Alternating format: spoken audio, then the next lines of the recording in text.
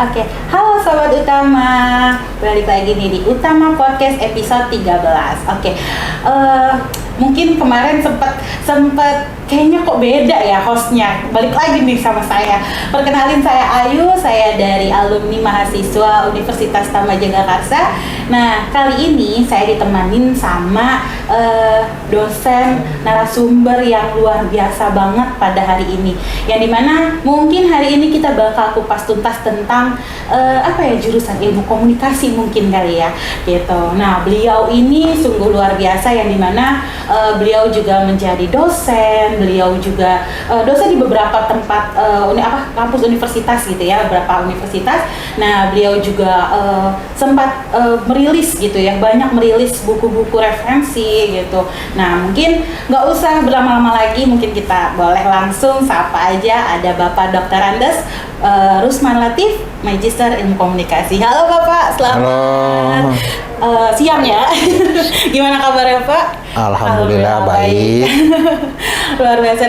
Dari kemarin nih kita sempat coba kita pengen kupas tuntas nih tentang ilmu komunikasi nih. Nah, mungkin dengan kita terima kasih sekali Bapak sudah menyempatkan hadir pada hari ini buat sharing-sharing sama teman-teman Sobat Utama nih gitu yang penasaran. Nah, mungkin boleh Pak dikasih gambaran seperti apa ya, mungkin Bapak sudah bertahun-tahun ada di bidang komunikasi gitu ya Pak. Nah, mungkin untuk teman-teman nih mungkin yang pengen masuk komunikasi, seperti apa sih jurusannya gitu. Boleh Bapak? Oke. Terima kasih Mbak Ayu ya. Oke, jadi kalau bicara tentang ilmu komunikasi sebenarnya sangat luas ya. Dan mungkin bagusnya ada pakar di bidang ilmu ini yang berbicara tentang itu. Tapi kalau saya ditanya bagian dari ilmu komunikasi ini, ada hal yang sebelum saya menjadi dosen ada pengalaman kerja yang mungkin sangat berhubungan dengan ilmu komunikasi, yaitu bidang broadcasting atau penyiaran. Atau juga bidang jurnalistik. Nah, yang itu mungkin yang ingin saya mau sampaikan bahwa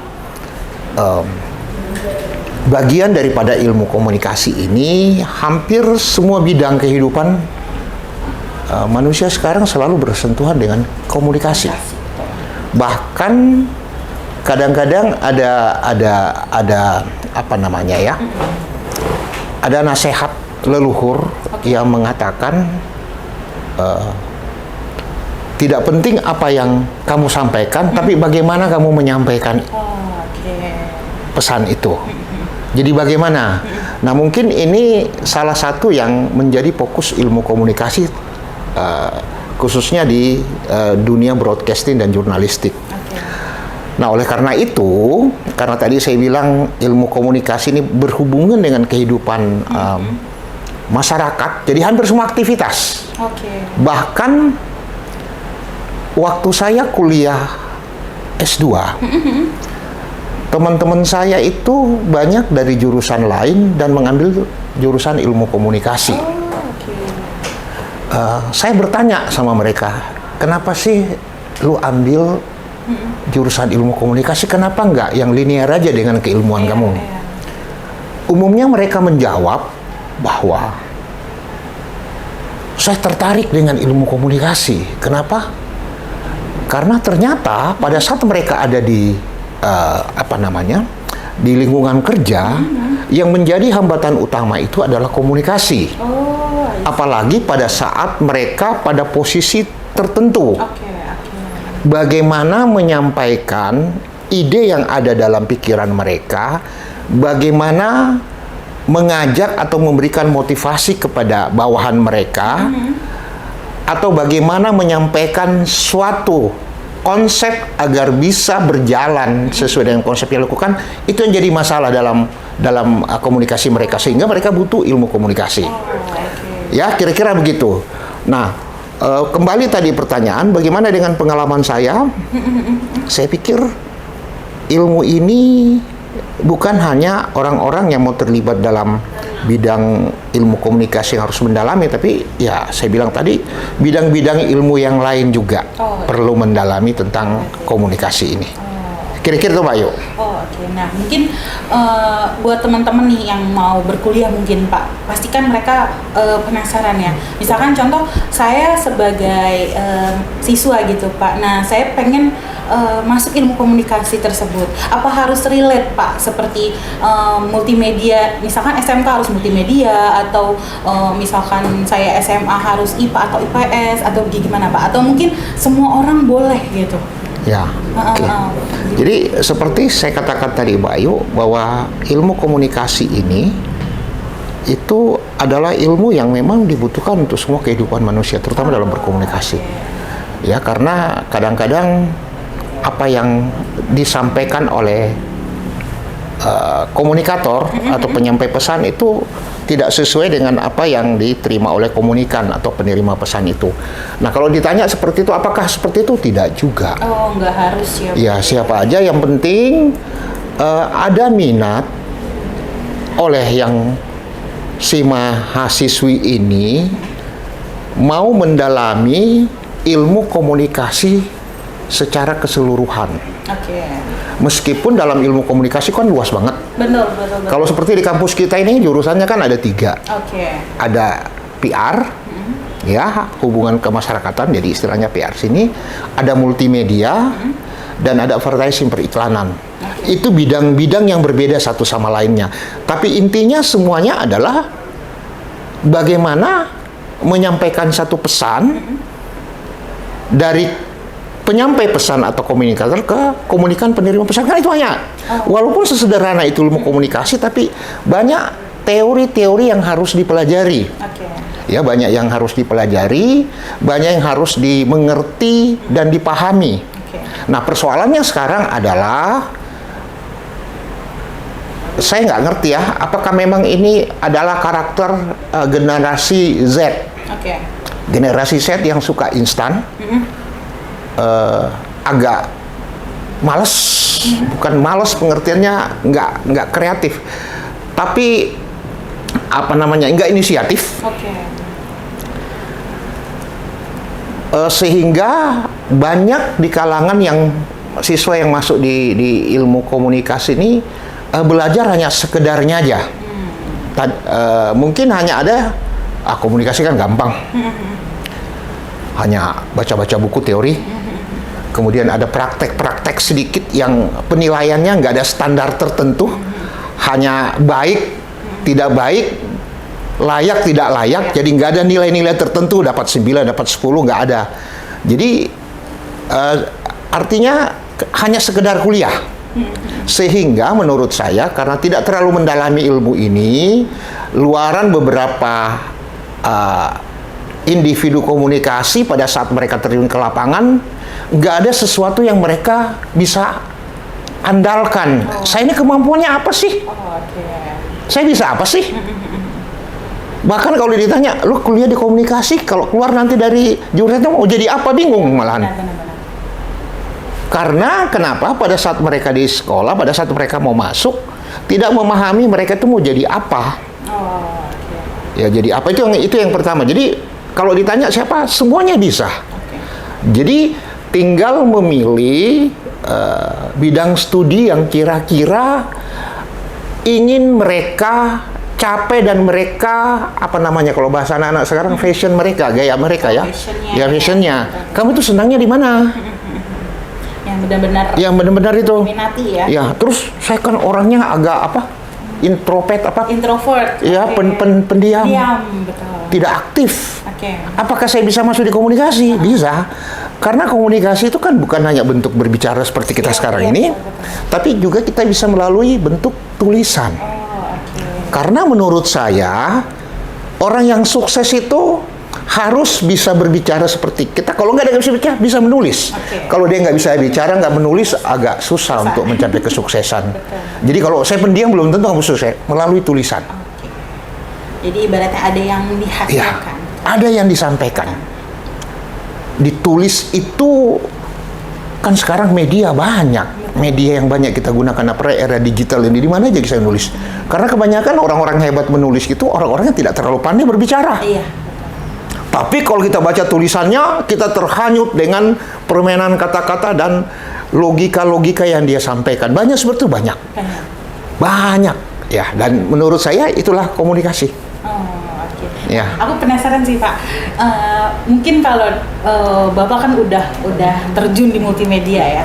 Mungkin Bapak apakah kan tadi udah sempat disampaikan orang introvert itu bisa terjun ya, maksudnya melalui tulisan gitu. Nah Bapak nih udah luar biasa banget, nulis iya, multimedia iya gitu. Kalau Bapak sendiri passionnya mungkin lebih tertarik di bidang apa Pak, dari segala pengalaman yang pernah Bapak lalui gitu. Nah itu mungkin Bapak tertarik di nulis kah atau karena kan saya sempat dengar di Bapak eksekutif produser juga, kreatif director juga gitu. Jadi kalau ditanya seperti itu, mungkin saya kembali sekitar 40 tahun lalu.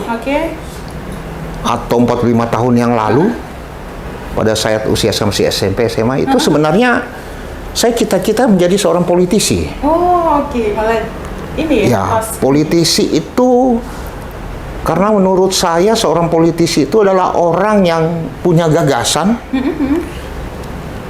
punya konsep, punya keinginan untuk merubah masyarakat dari yang kurang baik menjadi baik, dari yang tidak maju menjadi. Itu kalau politisi ngomongnya seperti itu.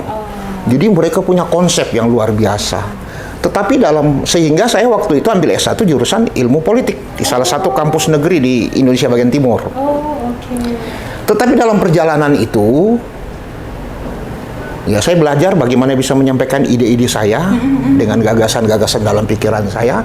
Tapi dalam perjalanan itu, saya mohon maaf kepada yang belajar ilmu politik. Entah bagaimana alam ini mengarahkan saya masuk ke bidang komunikasi, tutupnya di bidang jurnalistik. Media cetak. Dan entah bagaimana alam ini menuntun saya masuk ke salah satu stasiun televisi swasta nasional untuk bergabung di bidang produksi non-drama. Nah dari situ saya belajar bahwa apa yang saya perbuat itu ada hasilnya, ada yang bisa dinikmati orang, dibanding saya menjadi seorang politisi, tapi bukan politisi waktu itu, saya jadi pengamat. Jadi mengamati hal-hal fenomena politik lalu kita diskusikan yang menurut saya tidak memberikan suatu solusi, hanya menjadi desas-desus, obrolan yang tidak memberikan solusi, nggak ada outputnya. Kalau saya di bidang komunikasi, broadcast, ada hasilnya, ada karya. Di dalam karya itu saya masukkan unsur-unsur edukasi, unsur-unsur hiburan, ya.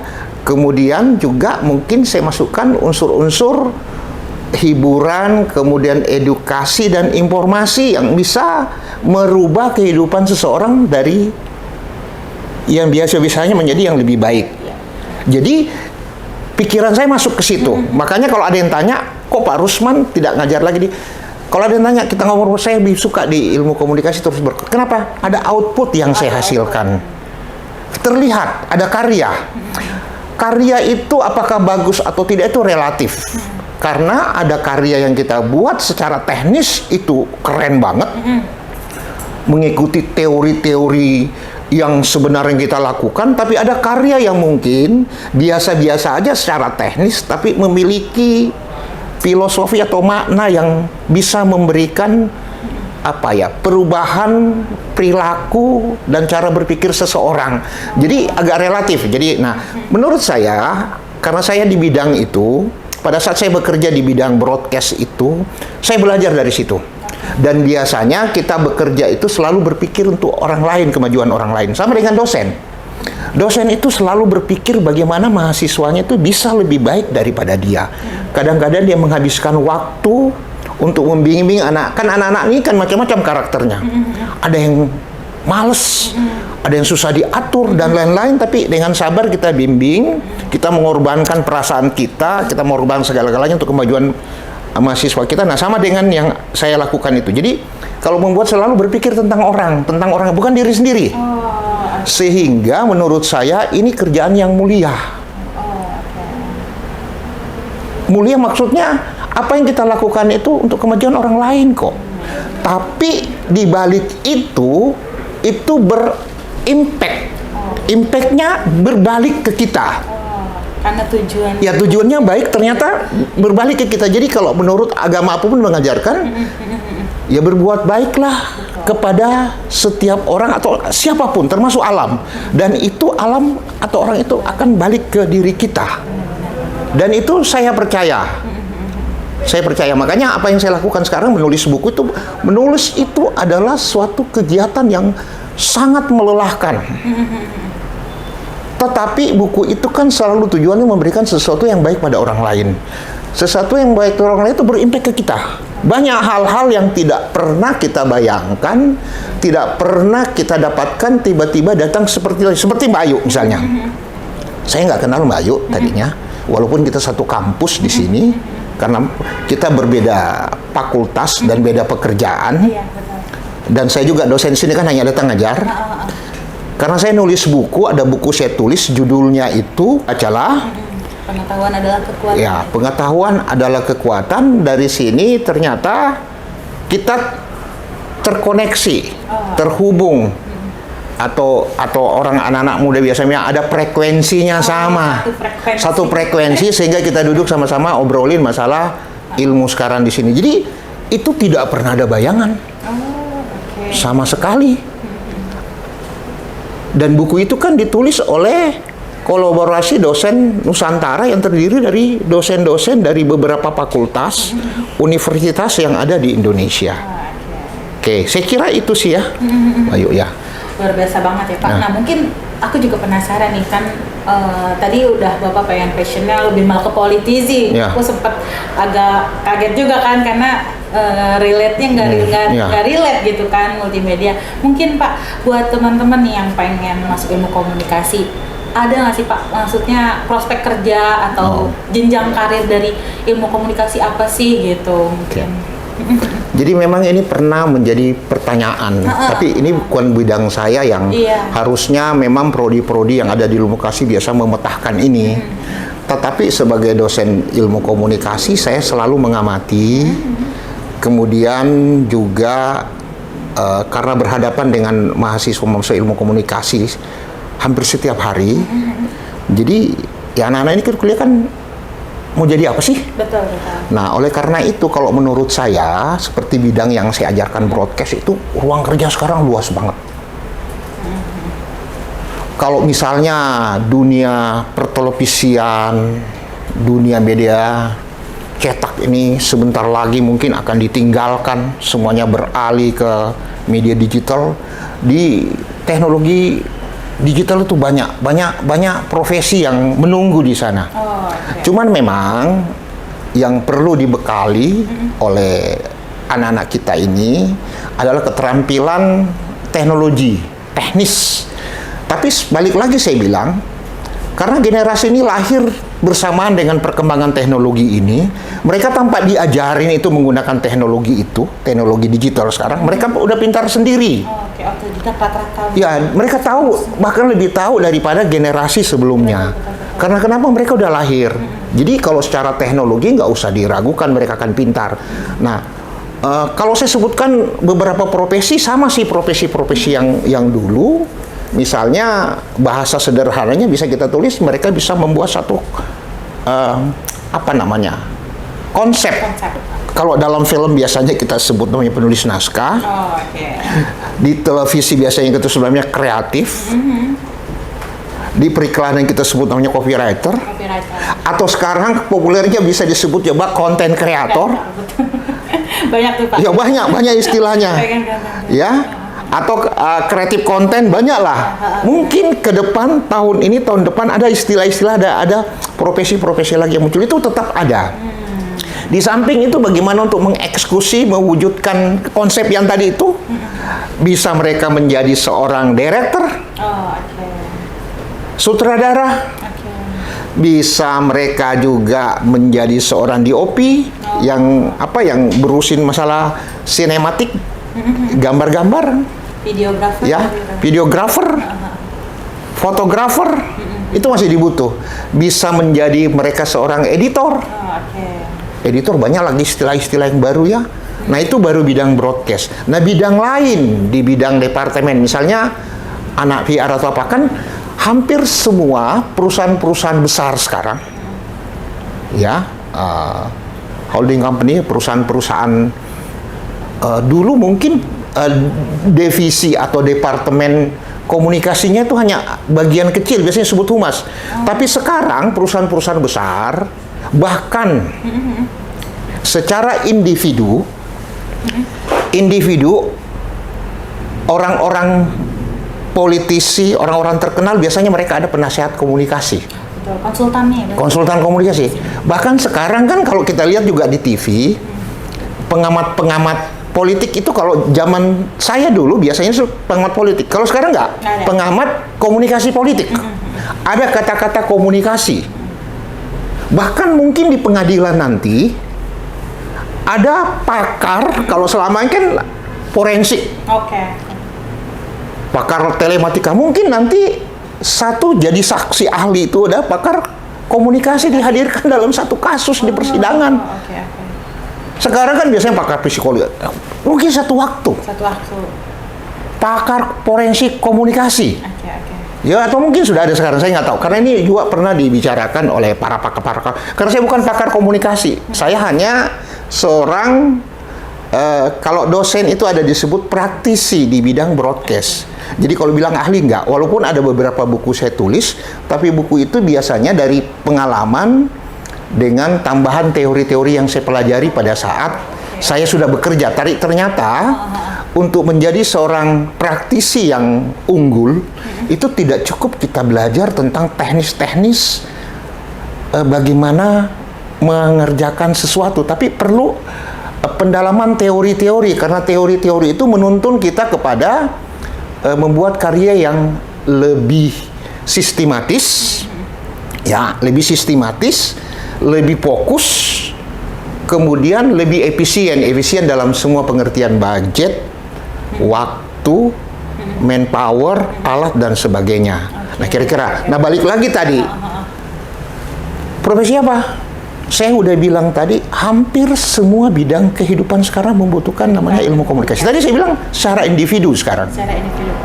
Saya mau katakan mungkin banyak pejabat-pejabat publik sekarang yang kadang-kadang kalau berbicara di depan umum, itu kadang-kadang tidak sesuai dengan yang diinginkan masyarakat. Ada dikatakan bicaranya kasar, tidak beretika, dan seterusnya.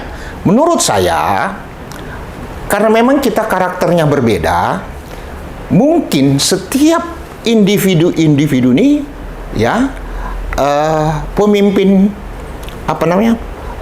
publik di masyarakat perlu ada namanya penasehat komunikasinya. Ya, jadi bukan hanya penasehat hukum yang dampingi dia, tapi ada penasehat komunikasi. Tolong Pak Ahok ngomongnya, kan Bapak gubernur. Jadi kalau jadi gubernur ngomongnya begini Pak, jangan seperti itu. Mungkin Pak Ahok gagal karena di sekitarnya pada saat itu tidak ada penasehat komunikasinya atau konsultan komunikasinya. Dan saya pikir banyak sekarang juga seperti mungkin juga Pak Prabowo juga sekarang. Jubir. Jadi kalau kalau Pak Prabowo sekarang diakuin, saya ini ngomongnya memang begitu dari dulu. Dia militer. Nah banyak yang tidak nyaman dengan cara berbicaranya. Mungkin dengan adanya apa sih istilahnya bagus ya? Penasehat komunikasi mendampingi beliau mungkin lebih bijak, lebih dapat diterima oleh semua kalangan masyarakat dengan cara berbicara, penyampaian itu. Saya nggak ada masalah sih, cuman ya namanya juga masyarakat kita sangat berbeda satu sama yang lain. Kadang-kadang satu kata maknanya berbeda, apalagi dengan penekanan-penekanan tertentu. Nah itu butuh seorang pakar komunikasi, saya kira gitu. Masya Allah. Mungkin terakhir nih Pak pertanyaannya ya. Terakhir buat teman-teman nih Pak, apa ya mungkin buat menarik teman-teman buat masuk ke ilmu komunikasi, yang hal yang paling berkesan mungkin buat Bapak ilmu komunikasi. Saya pikir begini. Bukan saya tidak menganggap bahwa bidang ilmu lain tidak menarik. Semuanya menarik. Karena memang kalau kita pun belajar sebenarnya ilmu pengetahuan, ternyata pohonnya ilmu itu satu. Jadi semuanya berhubungan ke sana. Cuman saya bilang, kira-kira apa yang kamu menjadi sesuatu yang sangat penting di ilmu komunikasi? Satu begini, kalau Anda sudah memilih masuk ke ilmu komunikasi, hal yang pertama mungkin yang harus dimiliki adalah attitude. Attitude itu bisa perilaku. Perilaku itu mungkin kalau kita bedah-bedah lagi cukup banyak. Tapi yang kita lihat aja, yang kita lihat apa yang dilakukan oleh si mahasiswa komunikasi ini. Jadi itu dulu, supaya bisa menjadi barometer untuk mahasiswa atau masyarakat yang lain. Karena kan kita belajar komunikasi. Komunikasi itu ada non-verbal dan verbal. Jadi itu semuanya kita miliki dulu itu. Artinya, apa yang kita perlihatkan, apa yang kita sampaikan, itu bisa membuat orang nyaman. Nyaman dan juga bisa diterima secara logis. Karena sekarang dengan banyaknya berkembangnya media digital kan, media ini sepertinya menurut saya, tapi sekarang sudah bagus. Terlalu banyak orang yang tidak paham tentang berkomunikasi yang santun, yang benar, dan yang baik. Bahkan kadang-kadang, kayak tadi saya baru lihat, kadang-kadang banyak yang punya kepentingan menyampaikan sesuatu sebenarnya bukan tujuannya baik. Kan kita berkomunikasi sebenarnya tujuannya untuk merusak sesuatu yang sudah baik. Nah, itu biasanya dilakukan oleh, ada namanya sekarang istilahnya adalah buzzer. Buzzer kan itu bekerja bisa atas kepentingan golongan tertentu atau kelompok tertentu. Maknanya sekarang lebih negatif, tapi sebenarnya bisa baik. Nah, itu banyak. Nah, persoalannya sekarang dengan hadirnya ilmu komunikasi itu bisa didalami. Jadi tidak dilihat dari apa yang disampaikan atau apa yang kita dengar, tetapi kita memaknai kenapa ini mereka sampaikan, ada apa di balik ini. Jadi ada terselubung. Terutama di bidang ilmu politik itu. Jadi kalau masyarakat kan tidak mengerti, jadi wah ini benar ini, padahal itu ada kepentingan tertentu. Jadi sebenarnya sasarannya bukan itu, tapi ada di balik itu. Nah, hal-hal ini yang perlu dipahami oleh mahasiswa ilmu komunikasi kalau masuk di sana. Yang penting tunjukkan dulu itu. Masalah ilmu komunikasi sebenarnya di era ini kita bisa belajar dari mana saja kok. Jadi tidak harus di kampus, tidak harus menjadi dosen. Jadi mahasiswa itu bisa belajar dari sumber yang lain, terutama dari media yang mau belajar. Ya, jadi kuliah tidak hanya datang ke kampus, duduk, dengar dosen, habis itu selesai, terus dapat ijazah, pulang. Tetapi bagaimana bisa mengembangkan diri sendiri sesuai dengan fashion, sesuai dengan cita-cita dia. Dan itu bisa didalami kok, bisa kita belajar. Saya mau katakan begini, kuliah itu, ilmu yang kita dapatkan dari kampus itu hanya 40%. 60% itu kita belajar sendiri. Jadi kalau mahasiswa sudah masuk ke ilmu komunikasi, jangan mengharapkan apa yang kamu dapat dari dosen itu, kamu sudah memiliki satu keahlian atau satu ilmu tertentu. Tetapi kamu harus belajar sendiri, yang saya bilang itu adalah 60%. Belajar sendiri bagaimana? Ya inisiatif dengan sumber-sumber ilmu yang sudah ada. Tadi saya bilang, ya jadi kira-kira gitu. Jadi perilaku dulu.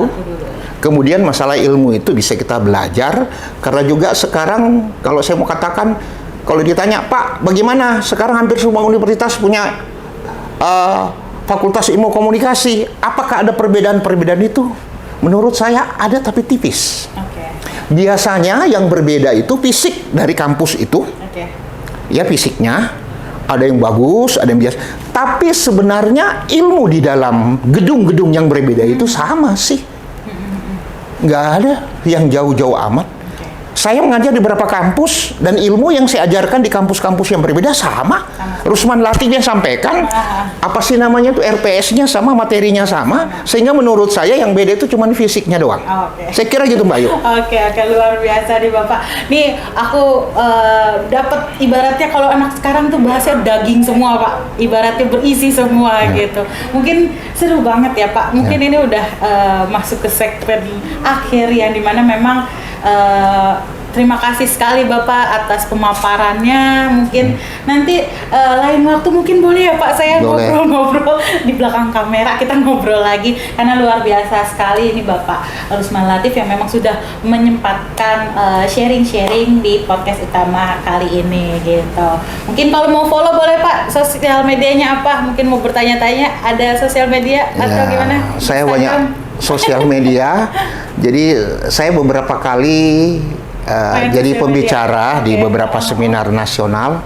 Sampai sekarang itu saya kayak tadi ada beberapa rekan-rekan dosen yang saya tidak kenal, dikenal melalui media sosial. Entah dari mana mereka dapat nomor saya. Mereka bertanya tuh, tadi baru bertanya, saya nggak kenal siapa, tapi boleh. fotonya itu adalah lagi dosen S3. Oke. Dia mau jadikan hasil disertasinya buku. Itu konsultasi. Dan saya nggak kenal dan saya jawab. Oke. Jadi kalau ditanya di mana, dicari aja di media sosial, Oke. ketemulah saya. Di Instagram. Dan insya Allah kita bisa bertukar pikiran. Oke.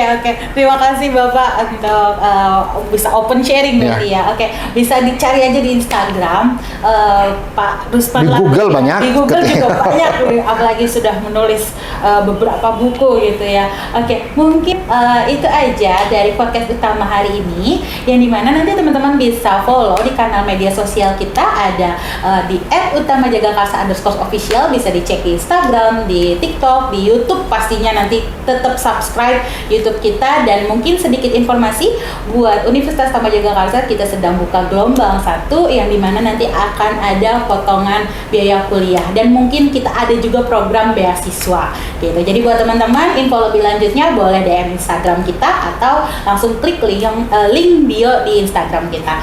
Mungkin itu aja, sampai jumpa di episode selanjutnya. Bye bye.